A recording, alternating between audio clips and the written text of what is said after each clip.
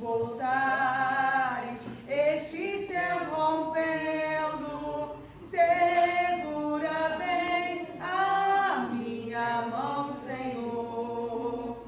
E meu Jesus, ó, leva-me contigo, para onde eu goste teu eterno amor. Amém. Graças a Deus, né? Pode ser, meus irmãos. Amém.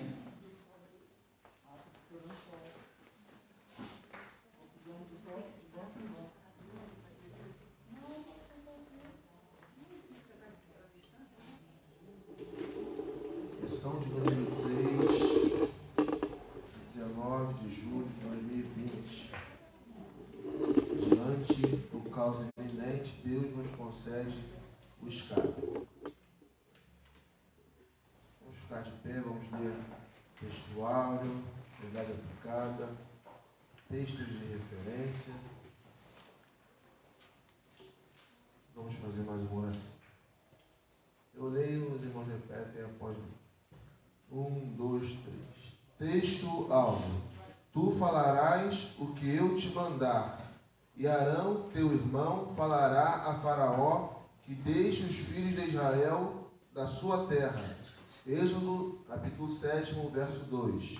Texto áudio. Tu falarás tudo o que eu te mandar, e Arão, teu irmão, falará a Faraó que deixe ir os filhos de Israel da sua terra.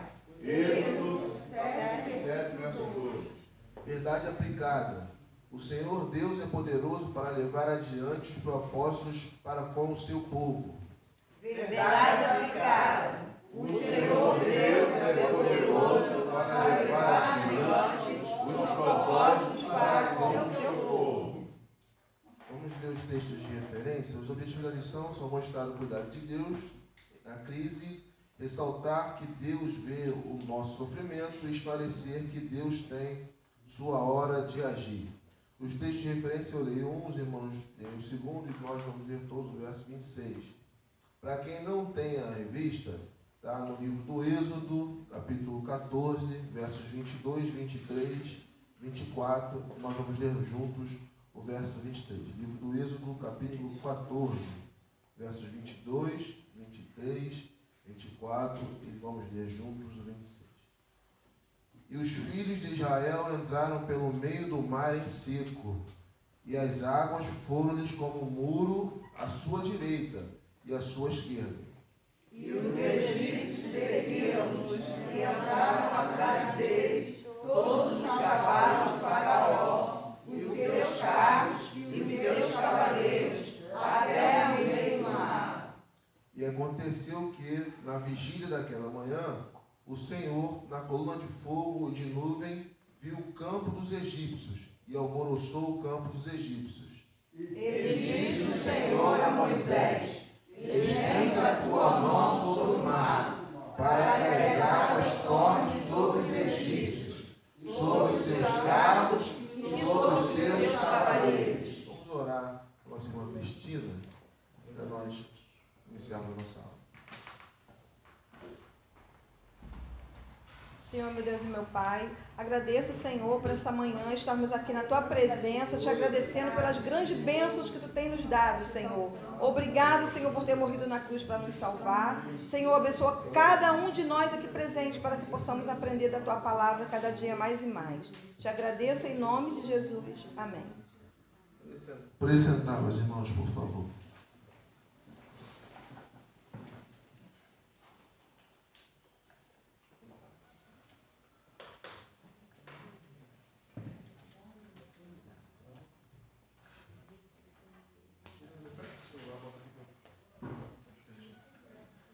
Meus irmãos, nós estamos diante de uma lição que o texto de referência dela é conhecido de todos nós. Nós já ouvimos essa história quando éramos crianças, nós já ouvimos essa história enquanto adultos. Só que Deus usa de maneira diferente cada escritor para que nós tenhamos um proveito diferente cada vez que nós estudemos.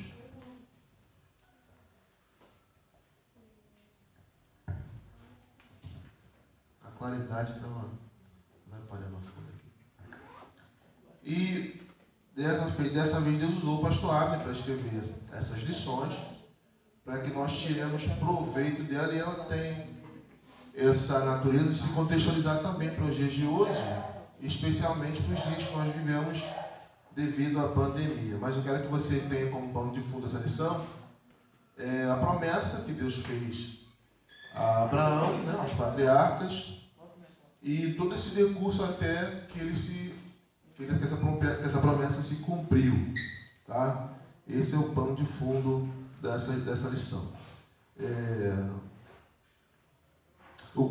Número 1, tópico 1. O cuidado de Deus na crise.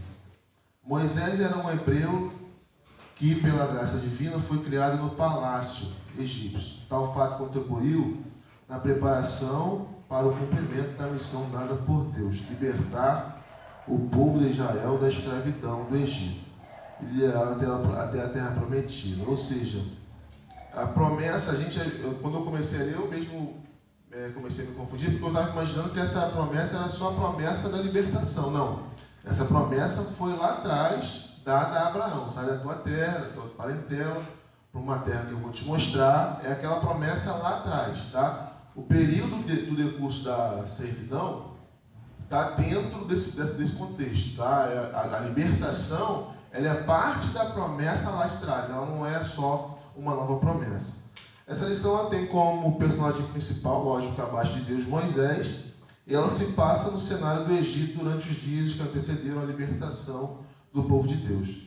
No entanto, é fundamental que recordemos que tudo se inicia com uma promessa do Senhor ao patriarca Abraão. Por vezes, o Senhor diz algo a nosso respeito, ou que através de nós vai realizar em tempo, e esquecemos o que Deus falou em função de adversidades que nos sobrevêm. Isso era o que se passava naqueles dias com os hebreus. Os anos haviam passado e o povo esqueceu que o Senhor tinha falado, mas Deus não muda. Às vezes a gente recebe uma promessa ou recebe uma palavra de que Deus vai usar a gente para alguma coisa, Deus vai fazer alguma coisa através de nós. E essa palavra foi dada há alguns anos atrás, para algumas décadas atrás, e aquela coisa às vezes não acontece do tempo que a gente imagina que vai acontecer. Começam a vir adversidades e a gente esquece daquilo que Deus falou lá atrás. Como se aquilo que está acontecendo agora fosse o que fosse matar aquilo que Deus falou, o que fosse sufocar, e aquilo que Deus falou não vai se cumprir. A gente às vezes esquece ou a gente às vezes duvida. Tá? Então Deus Deus está falando para nós nesses dias, através dessa questão também, que independente da situação que nós estamos vivendo, aquilo que Ele falou a nosso respeito lá atrás vai se cumprir em nome de Jesus. Tá? Aquilo que Deus falou que ia fazer através da sua vida, seja no ministério, seja na vida secular, com o trabalho, com o que for, Deus vai cumprir. Por mais que agora esteja adverso, por mais que agora não esteja uma situação muito normal, mas o tempo de Deus ele é perfeito nas nossas vidas. Tá? A promessa foi para Abraão lá atrás, depois foi na sequência para Isaac, para Jacó, porque já era a descendência de Abraão. Aí o negócio começou a ficar apertado, né? A terra começou a ter fome, começou a faltar comida, e Deus mandou descer para o Egito. Mas eu ia ser pai de uma grande nação, agora estou entrando no Egito. E a gente vem entrando no Egito umas dezenas de pessoas, e aí naquele período inteiro ali Deus fazia com que saíssem milhões de pessoas depois daquele período de escravidão. Mas começou assim, eu peguei a referência da entrada, dá mais ou menos 70, 75 pessoas da família de Jacó, né? A nação da promessa foi quem entrou, mais ou menos 70, 75 pessoas. Tá bom? Mas essa é a lição da introdução. Tópico 1.1. Deus sempre levanta alguém para nos socorrer. A Bíblia narra com zelo a trajetória de Moisés. Desde seu nascimento até a sua morte, ele desfrutou de uma maneira especial da presença de Deus sobre sua vida. Após ser liberto da morte, ainda menino, este homem se transformou no maior líder que a nação de Israel teve. um povo sofrido e maltratado pelos egípcios.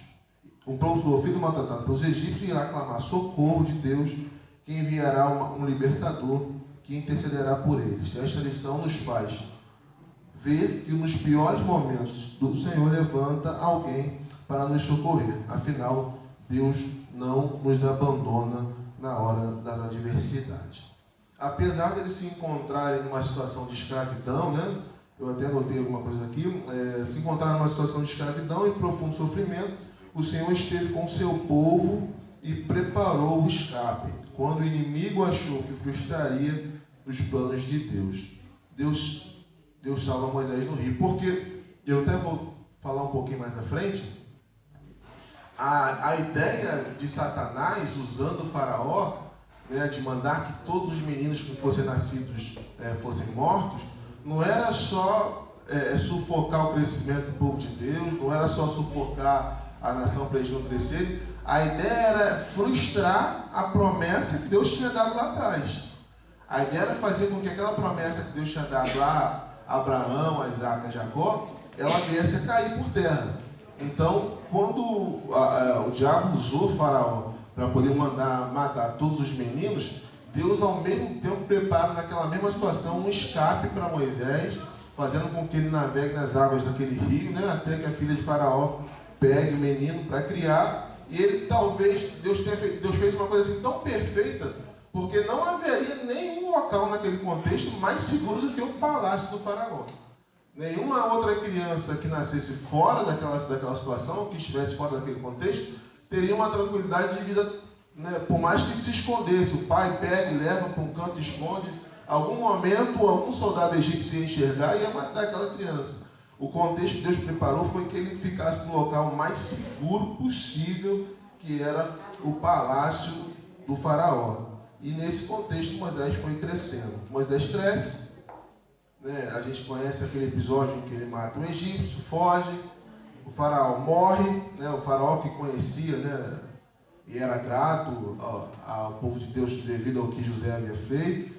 Outro assume, o povo clama ao Senhor por causa do sofrimento, e Deus fala com Moisés no meio da sarça ardente. Estou correndo um pouquinho para nós não perdermos tópicos da lição, tá bom? E Deus fala com Moisés. Então essa sequência, o que acontece é, Moisés é salvo, né? Moisés cresce no palácio, desfruta de todo aquele bem-estar proporcionado por uma pessoa que vive numa corte. Ao crescer começa as suas crises. Ele, ao enxergar uma briga entre um egípcio, uma covardia entre um egípcio e um hebreu, ele interfere e acaba matando um egípcio. Ele foge após isso. O faraó, que conhecia e era grato, né, ao povo de Deus através da vida de José, porque a fome que o Egito ia passar, graças a Deus aconteceu, porque Deus orientou José, e José, como governador, fez uma administração tão perfeita que não faltou comida. Então isso era motivo de gratidão. Mas esse faraó que conhecia José, ele morreu, e um outro faraó assumia.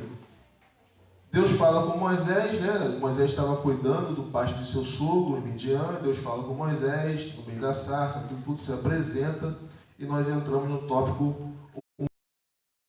Quem pode ler o tópico 1.2, por favor? Durante a escravidão, o povo hebreu perdeu sua liberdade de adoração ao Deus de Abraão, Isaac e Jacó. Há que se considerar que no Egito havia uma adoração politeísta por parte dos egípcios e do altivo faraó, sempre cercado por seus pagãos conselheiros. Apesar de todas as dificuldades que os hebreus passavam no Egito, o Senhor Deus não se esqueceu da aliança feita com Abraão. Diante disso, Deus levantou Moisés para esta tão nobre missão de libertar seu povo do Egito. Irmãos, tenham uma única certeza: Deus sempre envia o socorro. Esse pedaço que o pastor leu aqui, para mim, que ficou mais marcado, é o final: Deus sempre envia o socorro. E a frase que eu até grifei aqui: apesar de todas as dificuldades que os hebreus passavam no Egito, o Senhor não se esqueceu da aliança feita a Abraão. Aquilo que Deus falou lá atrás acerca da minha vida, da tua vida. Talvez Deus tenha falado com um pai, com uma mãe que já passou para o Senhor. Por mais que a situação esteja adversa, tenha convicção de que vai se cumprir na tua vida. Aleluia. Independente da situação que você esteja passando, independente do tipo de promessa que, se for para o teu ministério, se for para a tua vida, se for para casamento, o que for para a família que você for constituir, se foi Deus que falou, independente do que está acontecendo, Deus vai fazer. Esse tópico registra o momento em que Deus estabelece o fim do sofrimento. O Êxodo, capítulo 2, versos 23 a 25, eu peço que um abra e o outro vai abrir no Êxodo, capítulo 3, versos 7 a 9. Esse tópico registra quando Deus estabelece um basta, né? Quando começa já o povo a clamar, porque o faraó já tinha começado a apertar o negócio sobre os hebreus, e o povo começa a clamar, e aí Deus estabelece o fim desse sofrimento. Quem pode ler Êxodo 2, 23, por favor? 23 ou 25? O outro separa Êxodo 3, do 7 ao 9. E aconteceu, depois de muitos desses dias, morrendo o rei do Egito, que os filhos de Israel suspiraram por causa da servidão e clamaram, e o seu clamor subiu a Deus por causa de sua servidão. E atentou Deus para os filhos de Israel e conheceu os deuses. Êxodo 3, do 7 ao 9. E disse o Senhor: tenho visto atentamente a aflição do meu povo, que está no Egito, e tenho ouvido o seu clamor por causa dos seus exatores, porque conheci as suas dores.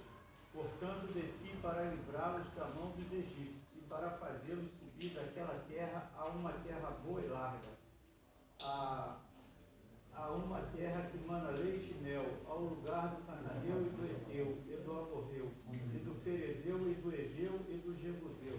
E agora eis que o clamor dos filhos de Israel chegou a mim. Eu também tenho visto a opressão com que os egípcios os oprimem. Ou seja, Deus enxergava o sofrimento. Às vezes a gente passa por situações que parece que a gente está sozinho. A gente, às vezes, parece que clama a Deus, né, no nosso íntimo, mas parece que Deus não estava enxergando. Só que existe um tempo para que Deus comece a estabelecer o que Ele planejou. Às vezes a gente quer com o tempo, e não é o tempo que a gente quer encurtar, ou a gente quer largar, mas os projetos, os planos de Deus, ele tem um tempo estabelecido. No tempo certo, Deus falou, Deus registrou que estava vendo o sofrimento, e o povo clamou, e aí Deus comissiona Moisés. Eu não vou pedir para vocês lerem, mas guardem a referência. Êxodo capítulo 3, né, o terceiro, os versos 10 a 22, né? Se resume especificamente no verso 14, né? Mas o comissionamento de Moisés aí, nesse período. Então Deus enxergou o sofrimento, e nesse momento do tópico 1.2, nesse momento aqui, Deus estabelece o fim do sofrimento. Tópico 1.3, um fio de esperança. Deus possuía um plano especial para o povo de Israel. Assim sendo, ele decidiu demonstrar ao seu afeto, libertando os israelitas da escravidão e conduzindo-os à terra prometida. Êxodo 3, verso 8. Então o povo hebreu recebeu um fio de esperança, quando soube que Deus havia enviado um libertador para resgatá-los de tamanho jugo. Diante dessa promessa e do envio de Moisés a Faraó, tem início o processo de libertação dos israelitas escravizados, com manifestações do poder de Deus na terra do Egito, e a preservação do povo judeu. A partir do momento que Deus estabeleceu esse basta no sofrimento, né, eles já puderam começar a enxergar uma nova perspectiva. Porque eu preciso ser rápido, mas entenda você, o seu avô era escravo, o seu pai era escravo, você é escravo. Você vive uma sequência de escravidão. Você consegue enxergar uma perspectiva de melhora? Você consegue, é como se você tivesse a ideia, o desenho, como se você estivesse dentro de um poço fundo. Você olha para cima, você só vê a saída do poço, mas você não enxerga nenhuma forma de enxergar aquela saída. Você não consegue sonhar, projetar, você não consegue enxergar nada disso. E a partir do momento em que Deus comissiona Moisés, e aí não foi só um comissionamento, porque a hora que Deus chamou Moisés, não foi só Moisés chegar para o povo e falar, ó, eu sou me enviou e tal. Não é só vender uma ideia e vocês vão ser libertos. Porque às vezes vender uma ideia é uma coisa difícil, mas você consegue. Só que ele vendeu a ideia e foi demonstrando, cada vez Deus fazia uma coisa mais grave.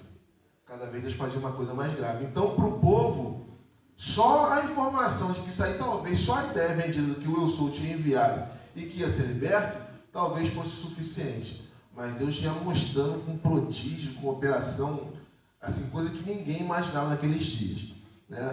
Esse tópico registra o nascimento da esperança, o poder voltar a sonhar, a projetar, pois durante a escravidão isso havia sido tomado do povo. Imaginemos então a lembrança da promessa começar a vir à tona. Como se aquele momento que começa a libertação, de fato, Deus comissiona Moisés, e Moisés vai a Faraó com Arão e começa aquelas operações que nunca tinham sido feitas, o povo começa a lembrar: o meu pai escutou do meu avô, escutou do pai dele, que Deus ia nos libertar e nos conduzir a uma terra que mana leite e mel. Aí começa a nascer no coração daquele povo uma esperança, uma perspectiva, um poder voltar a projetar e a sonhar. Assim também acontece conosco. A gente passa por cada momento, por cada situação. Quando Deus mostra um fiozinho, a gente lembra lá atrás. Deus usou uma irmã fulana. Lembra da irmã fulana? Mamãe falou que Deus usou a irmã fulana. Ah, Deus usou o pastor fulano para mim. Ah, Deus usou o irmão fulano para mim. Deus falou isso. Já começou a se cumprir na minha vida. A mesma coisa estava acontecendo naqueles dias. Então, independente da situação que nós estamos vivendo, nós precisamos crer que Deus está no controle das situações. Capítulo 2, o tópico 2. Quem pode ler, por favor? O povo de Deus era obrigado a uma aterrorizante e humilhante rotina de amassar barro e depois pilhar os tijolos que eram produzidos por eles por meio de horas de trabalho. Vale ressaltar que para os hebreus não havia pausa, afinal, as construções do grande faraó não poderiam parar. Diante de tamanha exploração da mão de obra escrava, faraó de modo algum abriria a mão dos israelitas. Pode continuar, 2.1, por favor. Durante como o povo de Deus é perseguido, Satanás sempre levantará alguém para tentar nos parar. No Egito ele usou o faraó para tirar a paz do povo de Deus. Aliás, não restam dúvidas de que faraó era um homem terrivelmente cruel. Este faraó não conhecia José, que havia salvado todo o Egito da morte. Este sábio hebreu armazenou cereal, o que foi indispensável para nutrir todo o povo egípcio durante anos. A par disso, Deus irá orientar Moisés com consistentes promessas de libertação. Diante disso, Satanás não poderia parar o povo de Deus. Mas não devemos esquecer que Deus está observando toda a maldade de Faraó contra seu povo. Você imagina a rotina que eles viviam, né? Nós não fazemos mais ideia, nós não fazemos ideia, porque nós nascemos livres, né? Nascemos numa situação de liberdade, graças a Deus. Mas era uma rotina às vezes tão pesada que algumas pessoas morriam. As pessoas eram obrigadas a trabalhar horas a fio, um trabalho que não era leve, confecção de tijolos, né? Imagino que seja muito parecido com uma obra, só que guardadas as devidas proporções.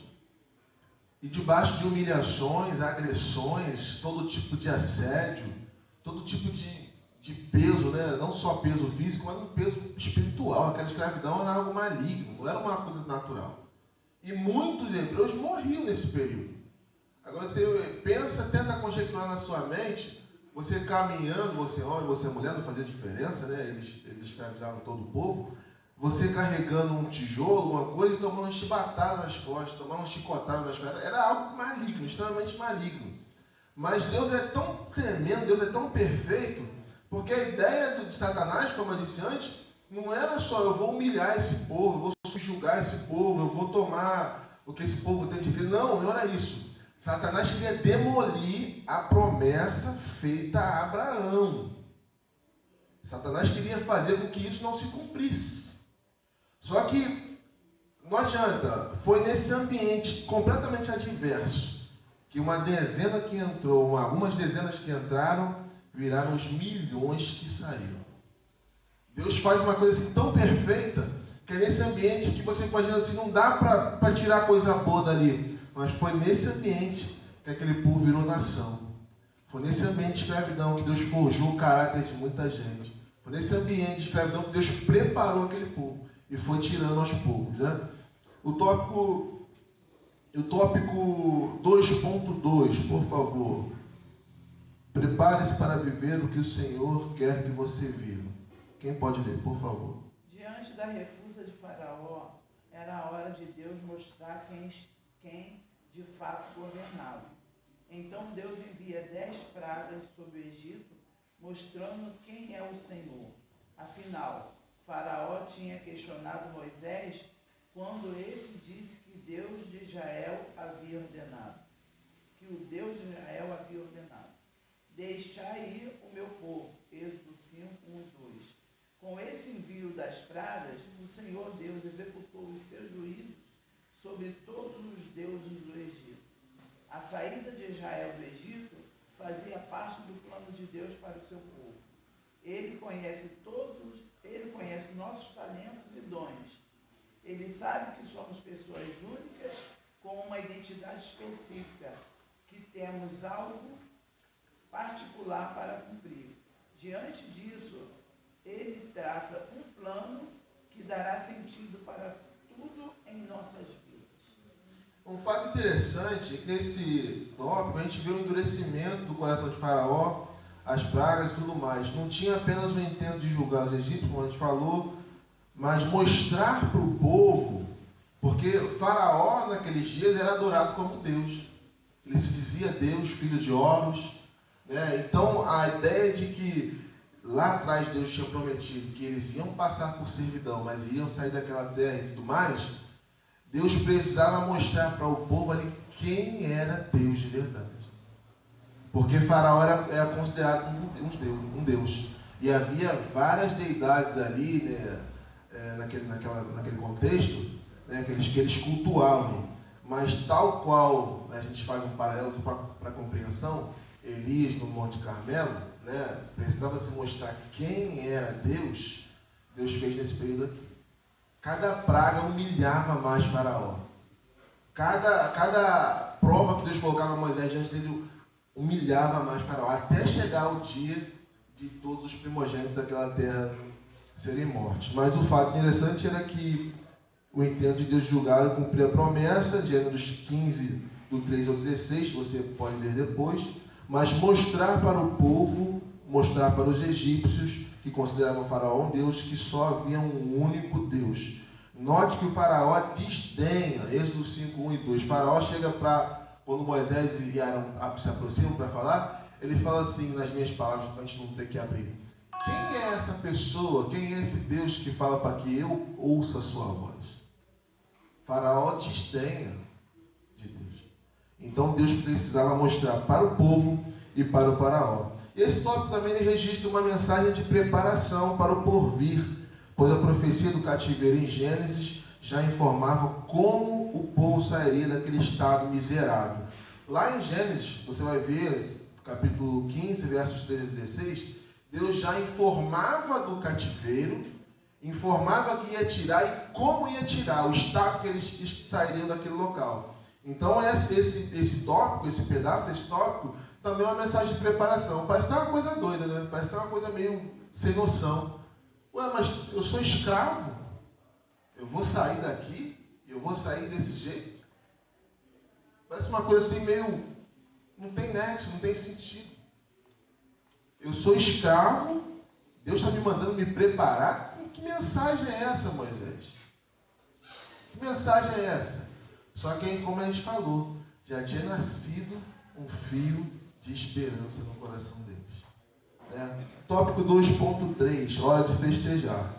Em um momento de tanta aflição e dor, Deus diz para o seu povo se preparar para realizar uma grande festa. Parece até piada.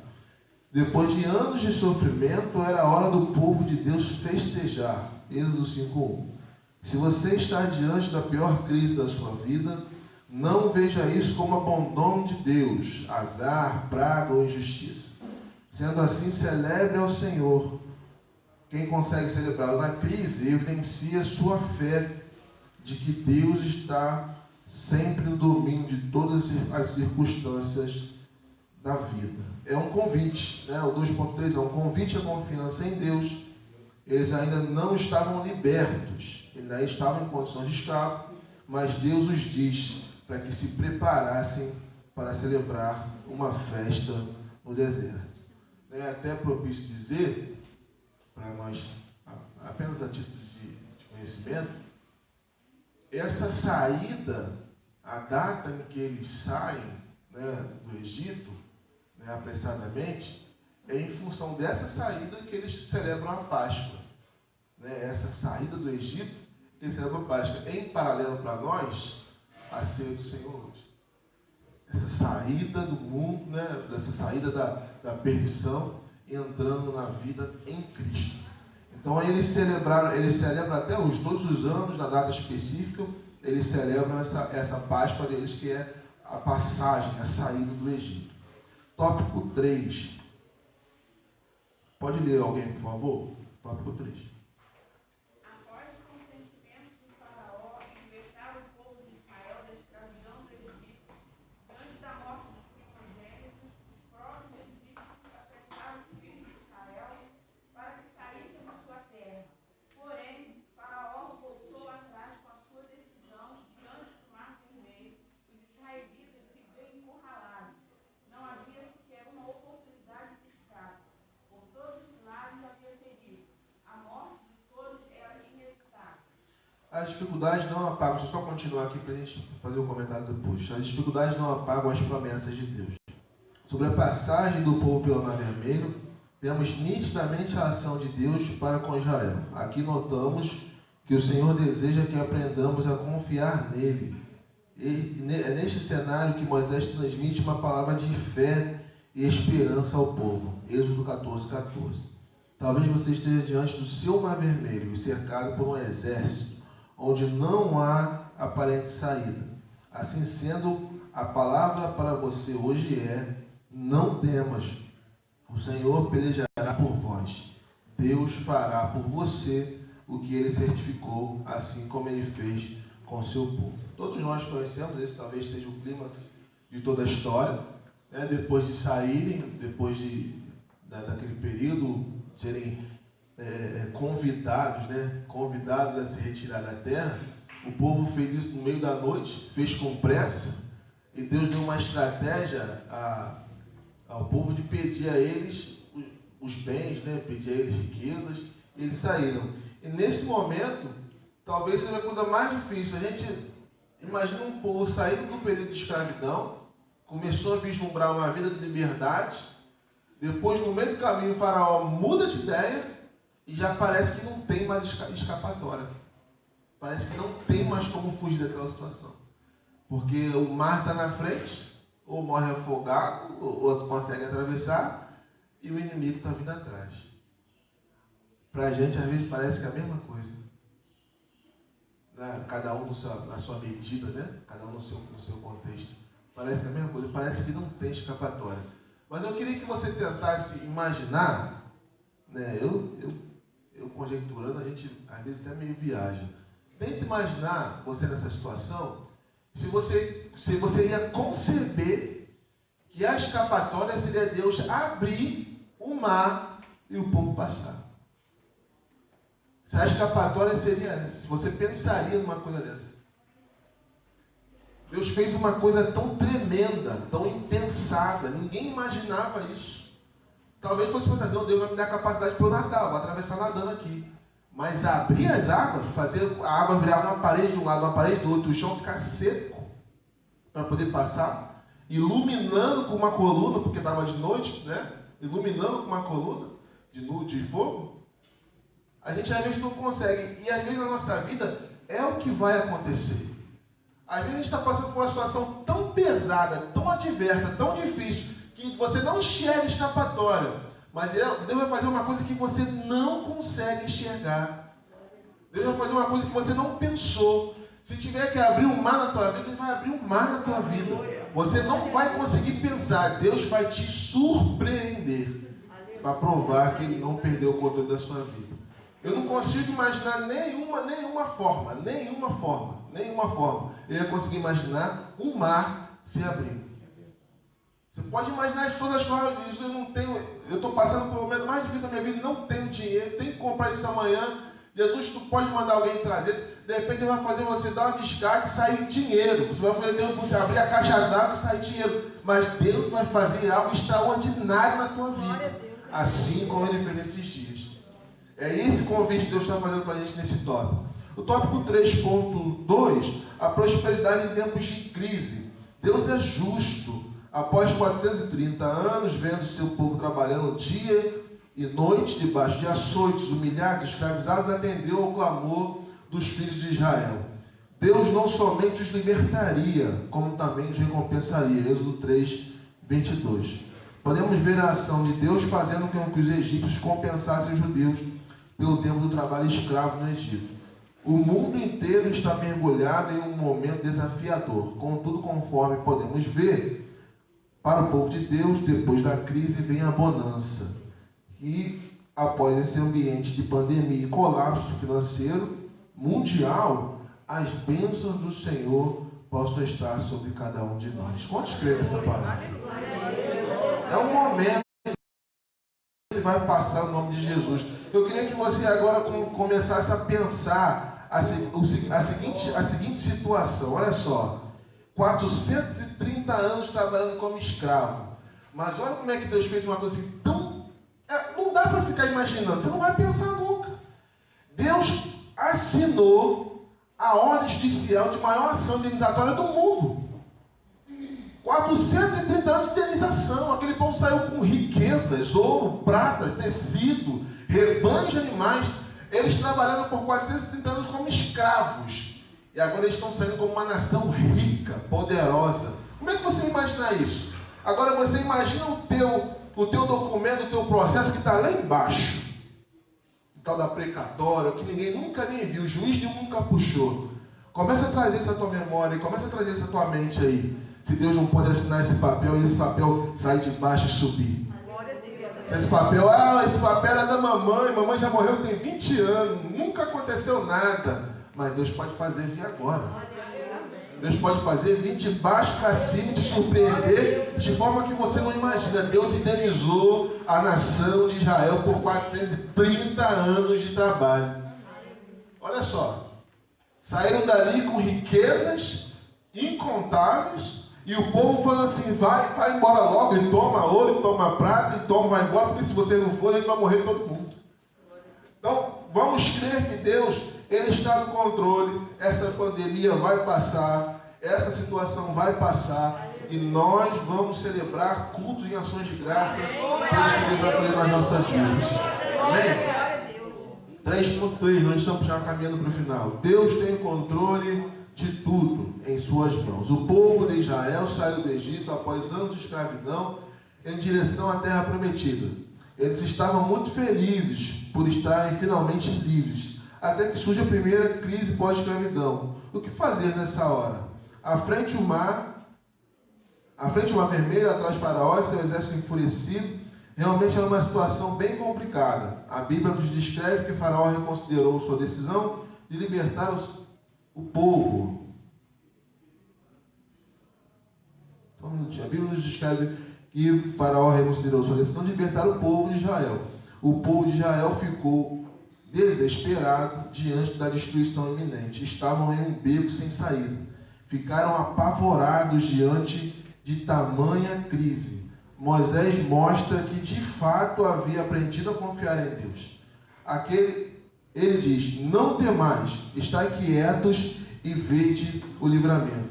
O Senhor que hoje... Não temais e estais quietos e vede o livramento do Senhor que hoje vos fará. Êxodo 14, 13. Então Deus foi fiel à sua palavra, livrando o seu povo conduzindo à terra prometida. Creia que Deus entrará com providência, abrindo o mar para entregar a vitória em suas mãos. Desde o início, Deus jamais perdeu o controle dessa situação. Passou a fome antes de entrar no Egito, a escassez, a família de Jacó precisou entrar. Passou o período de 400 e poucos anos, alguns dizem 430, a Bíblia diz 430, mas tem muitas linhas correntes aí que dizem diferente, né? Mas vamos entender o que a Bíblia diz. Passou esse período, passou a crise até Faraó libertar o povo de fato, passou a crise até chegar na frente do mar, e Deus nunca perdeu o controle dessa situação. Eu vou ler para vocês aqui um escrito do pastor Belchior da Costa, é o pastor de Americana do nosso ministério, em São Paulo. Ele escreveu assim, ó: sair do Egito era para os hebreus um sonho inimaginável. Êxodo 12:51. Eles eram um povo sem qualquer perspectiva de liberdade, sem intimidade com Deus e sem esperança. Suas vidas mudaram porque Deus lhes enviou um profeta, um homem forjado pelo fogo da adversidade, da solidão e do anonimato. Em um só momento, Deus escreveu duas histórias: a de um povo que passou a ser sua propriedade particular e a de um homem disposto a tudo para atender o seu chamado. Porém, tanto Moisés quanto o povo de Israel deveriam passar pela porta que Deus abriu no momento em que Ele a criou, para que juntos dessem início à história mais marcante da humanidade. Talvez o pastor Marcos e os irmãos aqui mais experientes vão também poder dizer: esse talvez seja o período em que Deus mais se manifestou de forma extraordinária, desde a saída até a entrada. Eles viveram uma manifestação de Deus como nós talvez não viemos a viver. Abrir mar, água da pedra, maná caindo, tudo por causa de uma promessa que Deus fez a Abraão lá atrás. Às vezes a gente esquece, eu quero convidar você a ficar de pé. Às vezes a gente esquece que Deus, Ele tem uma característica que é a imutabilidade. Deus não muda. Deus não esquece como nós. Deus não muda, Deus não esquece. E Ele não perde o controle das nossas vidas. Eu queria te convidar a ler comigo o Salmo 46, já encerrando, caminhando para o final.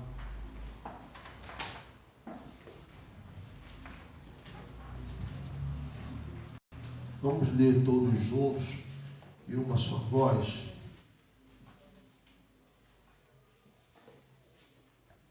Salmo 46.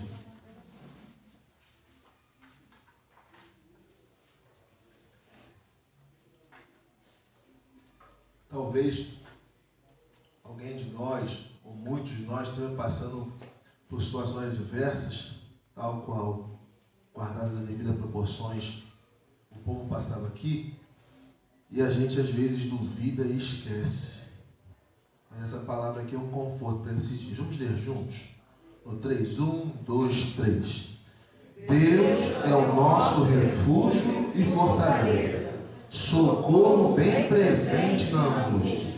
Pelo que não temeremos, ainda que a terra se mude, e ainda que os montes se transportem para o meio dos mares, ainda que as águas rujam e se perturbem, ainda que os montes se abalem pela sua braveza. Há um rio cujas correntes alegram a cidade de Deus, o santuário das moradas do Altíssimo. Deus está no meio dela, não será abalada. Deus a ajudará ao romper da manhã. As nações se embraveceram, os reinos se moveram. Ele levantou a sua voz e a terra se derreteu. O Senhor dos exércitos está conosco. O Deus de Jacó é o nosso refúgio. Vinde, contemplai as obras do Senhor, que desolações tem feito na terra. Ele faz cessar as guerras até o fim da terra. Quebra o arco e corta a lança, queima os carros no fogo. Aquietai-vos e sabei que eu sou Deus. Serei exaltado entre as nações, serei exaltado sobre a terra. O Senhor dos exércitos está conosco. O Deus de Jacó é o nosso refúgio. Verso 10, só a parte A. 1, 2, 3. Aquietai-vos. Novamente, irmãos. Aquietai-vos e sabei que eu sou Deus. Que essa palavra seja conforto para cada um de nós, que nós confiemos que tudo isso vai passar e que Deus tem controle das nossas vidas. Amém?